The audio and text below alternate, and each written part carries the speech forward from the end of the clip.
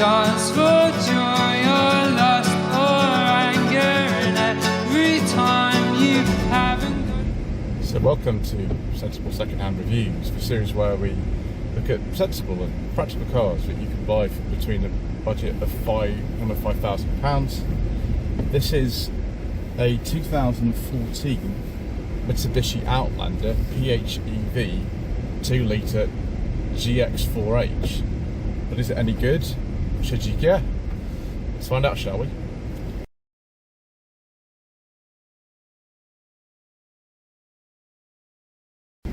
So the Mitsubishi Outlander PHEV was released in 2014. This is a very early example of one of these. The standard combustion Outlander of the final generation that was sold in this country came out in 2013, although we can only talk about, with those, the very late ones from late 2018 onwards. I'll explain why in a moment.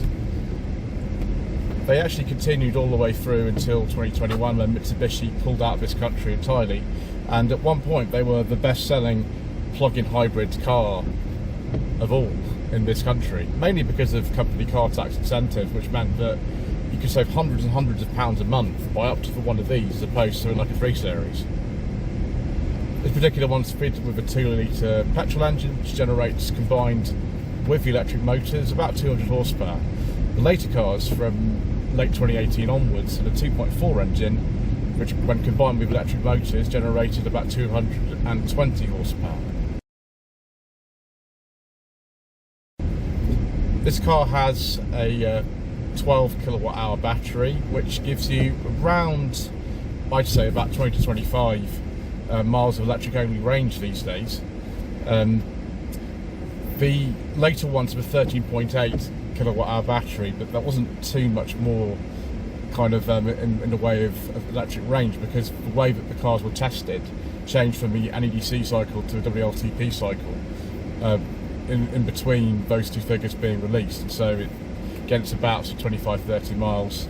It's amazing, this car's done 172,000 miles and it feels really good. There's still you know, the battery capacity to an extent that it was when it was new, actually running on eco mode at the moment, and we've got 4 miles of electric range and 130 miles of fuel, so that's not too bad.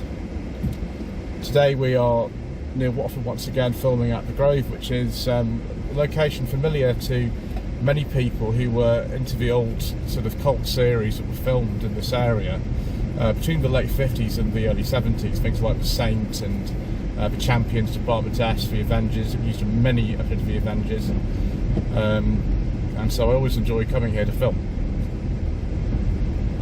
It feels very, very easy to drive. I've got the maximum regen at the moment. There are 5 levels of regenerative braking. You can put it in the B mode, and I am in B5, so I've got the maximum regen, and to an extent I've got one pedal driving, so you know, that's pretty good. The range obviously is affected by the fact it's only about 10 degrees today and it's December, so you know that will have an effect on what's going on, but it's very light and sort of easy to drive. There's no sort of problem here. I'm frequently going into the sort of charger mode because using the regen mode successfully. What we can do is put it into the other modes. We can put it into a mode which gives us a bit more power. This car will run in 3 different modes: a pure EV, what's called a series hybrid, where actually the revs of the engine aren't quite sort of matched by the progress of the car, because what it's doing is acting as a generator for the plug-in hybrid system, and then you can go into the parallel hybrid to give you maximum performance, and then you get 0 to 60 in approximately 11 seconds. It's not the fastest car, but it will do nicely. And oh, the air freshener's fallen off. That's always a danger with reviews of this series, isn't it?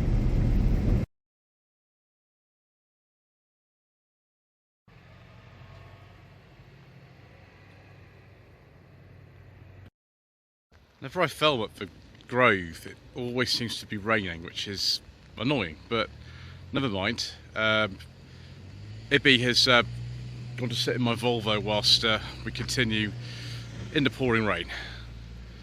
So this early Outlander PHEV It doesn't look maybe quite as nice as the later models, but I think it looks fine.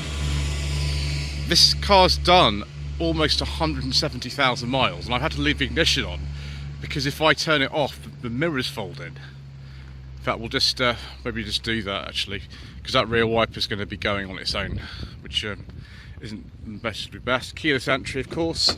Just turn that off for a second. You see the mirrors just have a mind of their own. This car was actually written off a while ago now. This is why we're actually within Sensible Secondhand Review's budget with this car, because AB and I reckon it's worth somewhere between £5,000 and £5,500 like this. So this is one of the only ways you can get an Outlander PHEV for the budget. Electric tailgate, I'll just show you that because it's the GX4H model.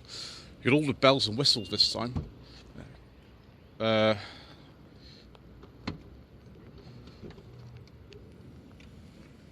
That's weird. Sort of semi-manual boot opening there. It does actually work going down though. I'll just do that in a second.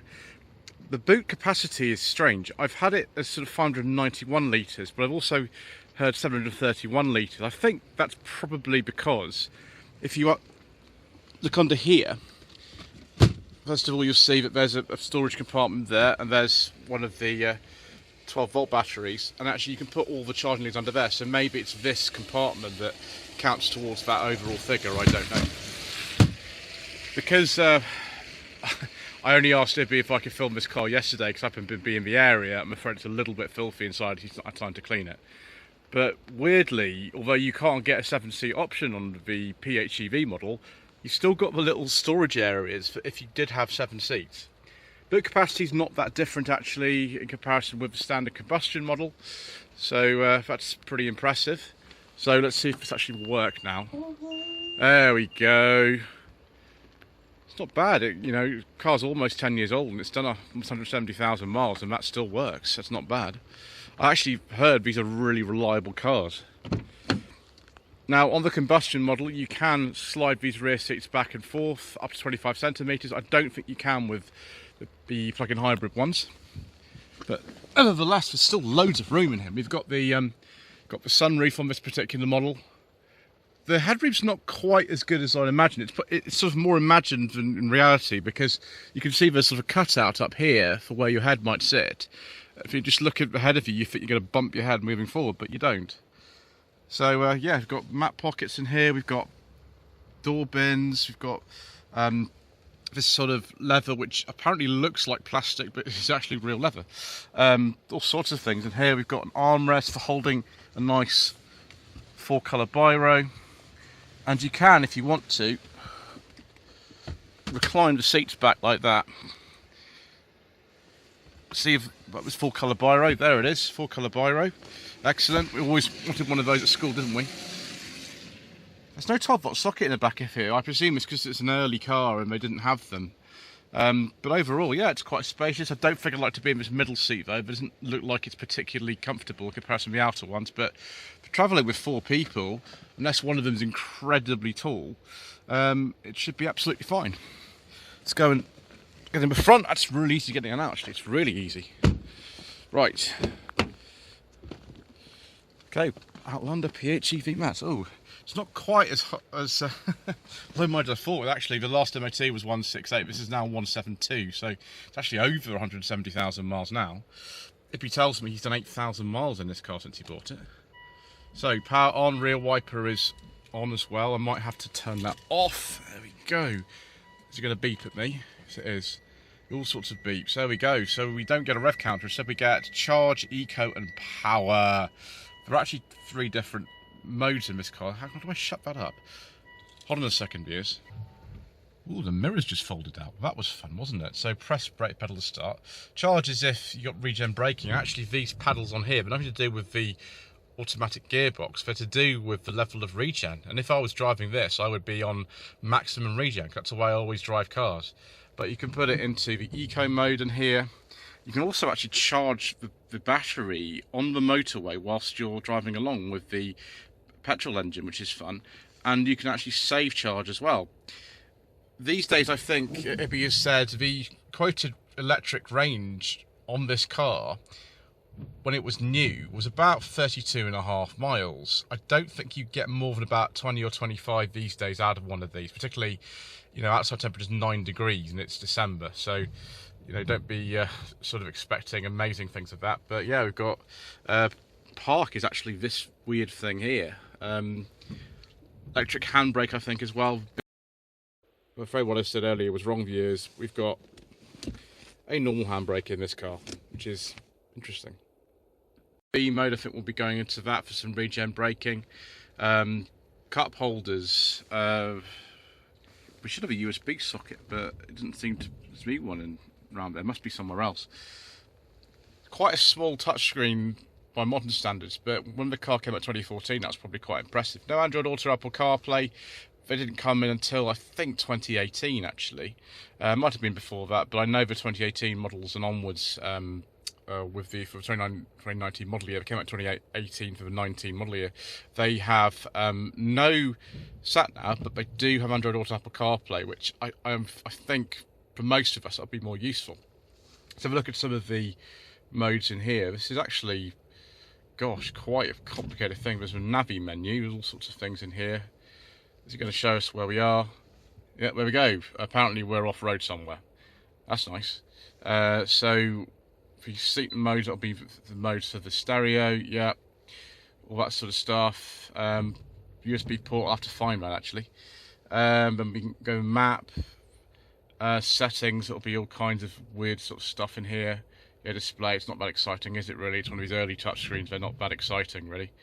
One thing it's quite strange is that actually there is no button to just get back to the main menu. Got climate control in here, we might be using that to do Mr. Windows in a second. Yeah, quite complicated stalks as well. Obviously this is the top of the range GX4H, and so we've got automatic lights and wipers and fog lights and all sorts of other exciting things. Cruise control, of course. I don't think we got blind spot monitoring or lane keeping assist actually in this one. The later models would have come with stuff like that. There we go, keyless entry. Glove box. Get me secret mission documents out actually before we look too much about that. I'll just turn that over as well. That's probably, don't want to be seeing addresses and things like that. There we go. Right, I will go and get them in a second and have a look. Dash is all right, and you know, it's sort of soft touch like the door tops. And then we've got power fold mirrors, electric windows, and you know, the door locking button. It feels sort of okay. It's not the kind of most exciting interior, but it does the job. Things are in a reasonably good place. Heated seats are down there, and you can actually use this car off-road. I mean, it's maybe not an obvious candidate for it, but you can, and you can tow with it as well. USB is actually down there, and so is another cigarette lighter, which is good. Nice little deep storage cubby in there. More kind of large door bins here with more spaces for bottles. And yeah, sunroof controls are up there. Right, I think what we'll do now is we'll go and have a look under the bonnet, shall we? Yeah, see you soon. Looks a bit complicated under here, viewers, and that's because it is. So we've got a 2-litre petrol engine in this particular car. In 2018 for the 19 model year, it was a 2.4 engine. The electric motors and the engine combined together is about 200 horsepower. So yeah, I imagine servicing on this is not going to be necessarily the easiest, although it doesn't look as bad as some cars I've seen. Obviously, because we've got high voltage stuff in there, you can see that orange cable at the back. You've got to have someone who knows what they're doing to work on certain parts of this, which might make these in the future a little bit more expensive to service than actually just a standard 2-litre Outlander would be. But yeah, the front end looks fine. The later cars from 2015 onwards, with the facelift of the 16 model year, do look a bit better than this. But yeah, it's just it's easy to see actually why one of these was so appealing to so many people, particularly with the company car tax advantages you got with these. Right, I think we'll go out for another drive, shall we?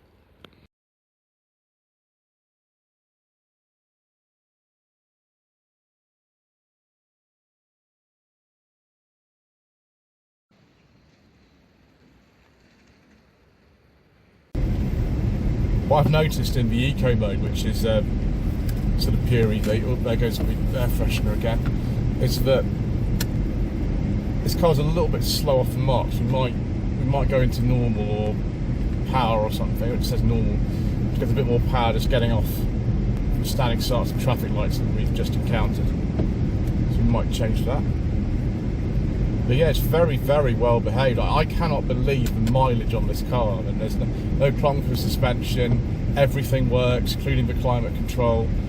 Although this car was actually written off recently, and that's why, you know, we're on sensible second-hand reviews, because this car's worth, I'd say, between £5,000 and £5,500. It doesn't seem to have suffered much for that. Yeah, it's not a sports car, this, but you do feel quite sort of high up and commanding. I imagine actually you've got enough articulation for reasonable off-road progress. You've got hill descent control in this car, but I'm just enjoying using the one pedal mode, which is used for the regen up to sort of B5. We can put that down to 1, in which case the car will feel 0, in which case the car will feel a lot more normal. But I like heavy regen when I'm driving plug-in hybrid or electric cars, so we'll put it back up to 5.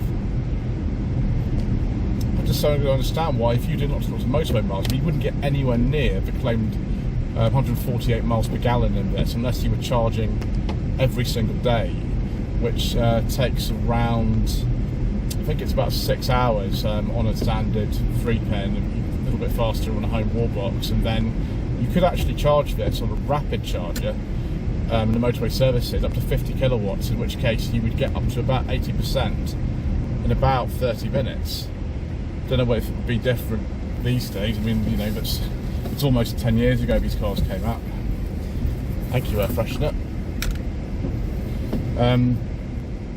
But yeah, so I think these will be probably quite sensible second-hand buys for quite a long time to come, because they made them for so long, 2014 to 2021.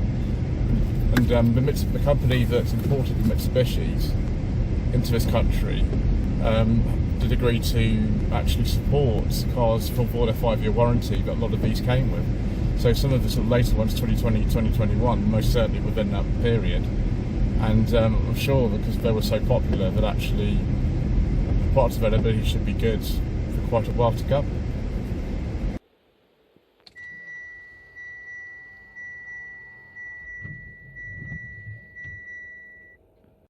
Let's now look at some Mitsubishi Outlander PHEV trim levels. And goodness gracious me, there were a lot of them. So we had the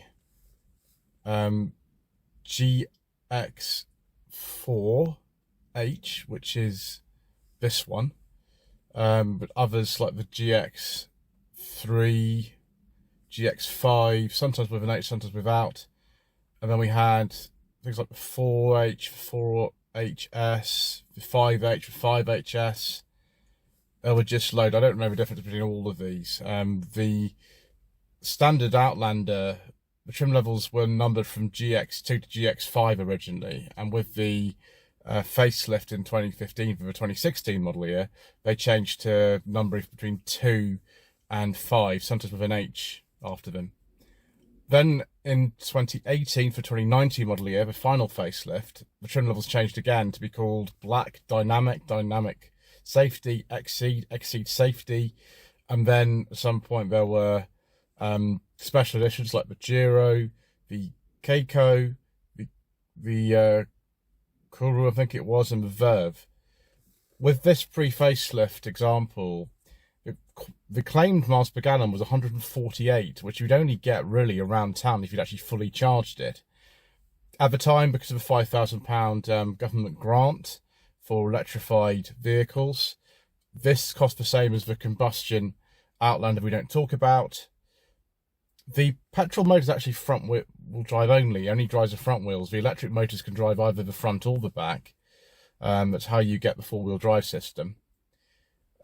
The car was congestion charge exempt, and I think qualified for 0 road tax as well at the time. So yes, it's it's an interesting kind of car, and particularly at this sort of money that you can pick one of these up now for.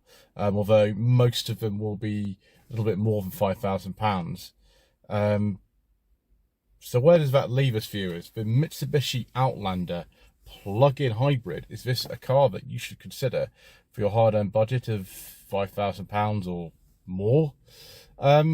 Well, certainly they seem to be quite durable. I'm surprised that a car this complicated actually has such a good reliability record. It's not the nicest thing to drive I've come across, but then again, they never were designed to be like that. I'm very grateful to have finally actually had a go in this back in one of my favourite sort of filming locations, although the weather today's been a bit grim. And thank you ever so much indeed once again for watching. Please don't forget to subscribe to the channel, like this video and leave a comment below, and we shall see you again very soon for more reasonably priced motoring.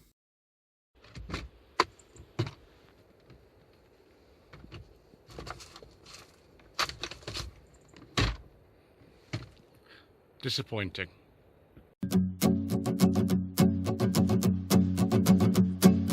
One, two, three, four.